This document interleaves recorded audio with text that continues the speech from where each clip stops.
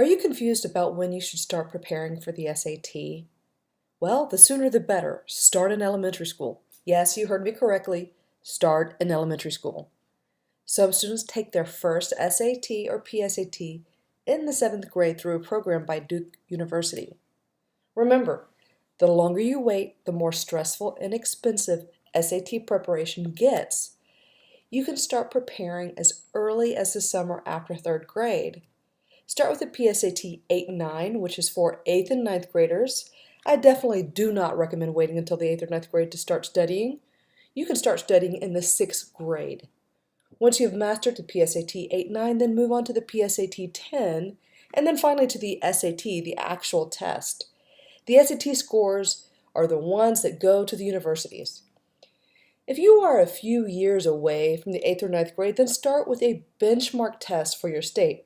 For example, the state of Texas has a benchmark exam for every grade starting in the 3rd grade called the STAR test, S-T-A-A-R. These benchmark exams make for a great PSAT preparation since curriculum is pretty standard across the continental U.S. If your school or state does not have a benchmark exam, or you don't know enough about it, then Google search the STAR test, S-T-A-A-R, which is the state of Texas benchmark exam, and do indicate the grade level. The College Board writes the SAT and the PSATs. Their website is a great place to start. I recommend going to their website and getting very familiar with it. You can find it just by Google searching the College Board. If you have any more questions, come visit me at my website, erincockerill.org, and join my academic blog.